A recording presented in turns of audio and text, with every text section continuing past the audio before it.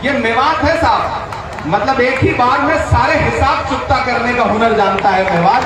मैं मेवात को सलाम करता हूँ, बहुत शुक्रिया। मैंने कहा ना भाजपा के झूठ के चक्कर में नहीं आना है।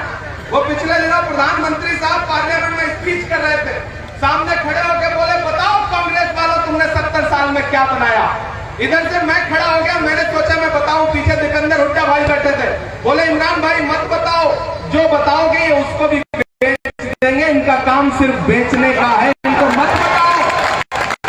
और ये जो भाजपा वाले आकर 70 साल का हिसाब पूछते हैं, मैं तो फिरोजपुर झिरका के बड़गली चौक में आया हुआ 2000 का नोट 7 साल नहीं चला सकी, वो हमसे 70 साल का हिसाब मांगती है।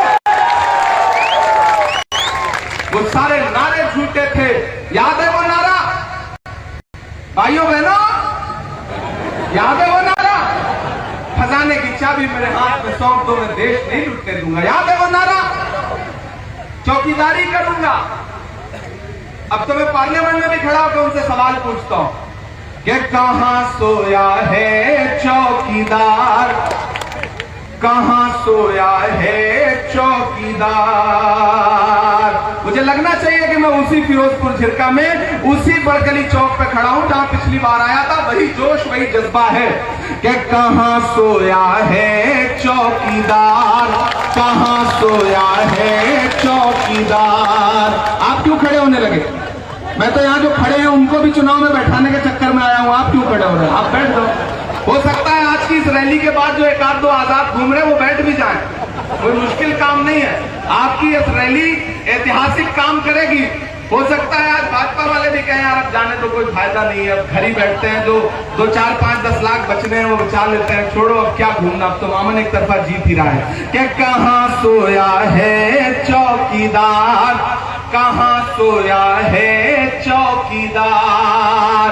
विजय माल्या नाक के नीचे से हो गया फरार, कहां सोया है चौकीदार, कहां सोया है चौकीदार। बहुत समझदार लोग हैं आप, नाम लेने की भी जरूरत नहीं पड़ती, चौकीदार बोल दो आप तुरंत समझ जाते हैं कि किसकी बात हो रही है। अच्छा, जब भी चौकीदार की बात होती है तो जो गुजरात से मेहमान आए हैं उनकी आंखों में एक अलग तरह की चमक आती है, क्योंकि वो ज्यादा करीब से चौकीदार को जानते हैं। कि कहां सोया है चौकीदार, कहां सोया है चौकीदार। अगली जो लाइन आने जा रही है ना, उसका शोर दिल्ली तक जाना चाहिए कि कहां सोया है चौकीदार, कहां सोया है चौकीदार। खट्टर ने कर डाला हरियाणा का देखिए, बिना सुने ही ताली बजा दी, बिना मांगे वोट दे रही है। इतने मोहब्बत वाले लोग हैं ना कि इनके सामने अपील करने की भी जरूरत है। मैं फिर से सुना रहा हूं, पहले सुनिए फिर ताली बजाइए। कि कहां सोया है चौकीदार, कहां सोया है चौकीदार। खट्टर ने कर डाला हरियाणा का बंटा धार, कहां सोया है चौकीदार, कहां सोया है चौकीदार। गैस सिलेंडर की कीमत भी 1000 के पार, कहां सोया है चौकीदार, कहां सोया है चौकीदार। के चाय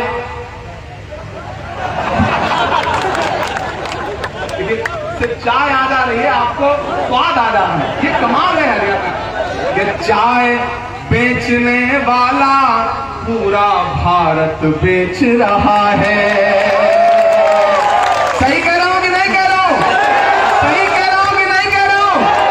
सही कह रहा हूं तो आपकी तालियां तैयार रहे जो मैं कहने जा रहा हूं। कि चाय बेचने वाला पूरा भारत बेच रहा है, इसी काम में हासिल उसे महारत बेच रहा है।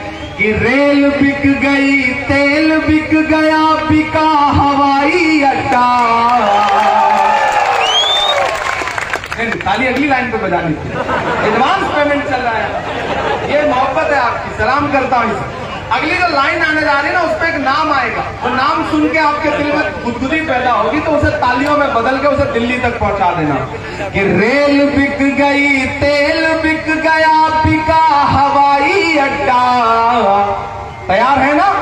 कि रेल बिक गई, तेल बिक गया, बिका हवाई अड्डा, सब कुछ बिकता देख के खुश हैं अपने जेपी नड्डा। कि जनता महंगाई की मारी, जनता महंगाई की मारी करती हाहाकार, कहां सोया है चौकीदार, कहां सोया है चौकीदार। फिरोजपुर झिरका वालों, ये इलेक्शन मामन खान से मोहब्बत दिखाने का इलेक्शन तो है ही, लेकिन ये इलेक्शन इस बात का भी इलेक्शन है कि अपनी आंखों में वो मंजर रखो कि जब भाजपा की सरकार 10 साल पहले आई थी तो उसने क्या क्या वायदे किए थे, लेकिन इसी सिंघू बॉर्डर पे, हरियाणा और दिल्ली के बॉर्डर पे बैठे हुए 700 किसान, उनके सरों पे भाजपाई पुलिस की बरसती हुई लाठियां आप सबकी जहन में है। उसे याद रखो, कीमत तो बहुत बढ़ गई शहरों में धान की, लेकिन विदा न हो सकी बेटी किसान की। मौका मिला तो लोगों ने कुर्सी के वास्ते तस्वीर ही बिगाड़ दी हिंदुस्तान की। ये इलेक्शन उन किसानों पर बरसी हुई लाठियों के बदला लेने का इलेक्शन है। ये इलेक्शन हरियाणा के उन नौजवानों के अरमानों के टूटने के बदला लेने का इलेक्शन है कि जब यहाँ का जवान रात के सुबह के 4 बजे उठ करके सेना में भर्ती होने के सपने सजा करके मेडिकल की तैयारी करता था, लेकिन भाजपा की सरकार ने अग्निवीर ला करके हरियाणा के नौजवानों के सपनों को चकनाचूर करने का काम किया है। इस बात का बदला लेने का इलेक्शन है। प्रधानमंत्री जी नारा देते हैं बेटी बचाओ बेटी पढ़ाओ, लेकिन याद रखो हरियाणा वालों कि ये नारा देने वाली भाजपा पार्लियामेंट से महज 500 मीटर की दूरी पर जंतर मंतर है। जब हरियाणा की बेटियां, ओलंपिक लाने वाली बेटियां, हरियाणा का सम्मान बढ़ाने वाली बेटियां अपना हक मांगने के लिए जंतर मंतर पर बैठी, तो बेटी बचाओ बेटी पढ़ाओ का नारा लगाने वाली भाजपा सरकार में पुलिस ने उन्हें जंतर मंतर पर घसीटने का काम किया। प्रधानमंत्री जी ने लाल किले की प्राचीर से नारा दिया, भाषण दिया कि हमें बेटियों के उत्थान के लिए, महिलाओं के उत्थान के लिए बात करनी है। और जिस दिन 15 अगस्त को वो लाल किले की प्राचीर से भाषण दे रहे थे, उसके महज 2.5 घंटे बाद उनके गृह राज्य गुजरात में बिल्किस के दोषी जेल से छोड़ करके माला पहना के सम्मानित किए जा रहे थे। ये है भाजपा के बेटी बचाओ बेटी पढ़ाओ नारे का सच। मेरे भाई मामन साहब इधर आइए। जिन्हें ये लगता है कि साजिश करेंगे, खुराफात करेंगे और मामन का नुकसान करेंगे, मैं तो उनको कहना चाहता हूं कि दायरे में सिमट के आएगा। तैयार रहना जो मैं कहने जा रहा हूं। आज से फिरोजपुर झिरका के एक मोबाइल में ये 4 मिसरे रहने चाहिए। आप बैठ जाओ, आप खड़े क्यों हो रहे? बैठ के भी सुन सकते हो। दायरे में सिमट के आएगा, हर रवायत से हट के आएगा। चौथी लाइन पे कसम है कि हाथ तो कोई खामोश नहीं रहेगा कि दायरे में सिमट के आएगा, हर रवायत से हट के आएगा। आंधियों को जरा खबर कर दो, आंधियों को जरा खबर कर दो, शेर वापस पलट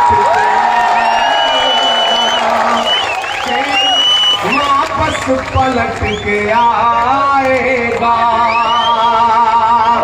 भाई यहां मैंने यूं ही नहीं पकड़ रखा, अगर मजबूती से इस हाथ को पकड़ रखा है तो इसका मकसद आपको समझना पड़ेगा।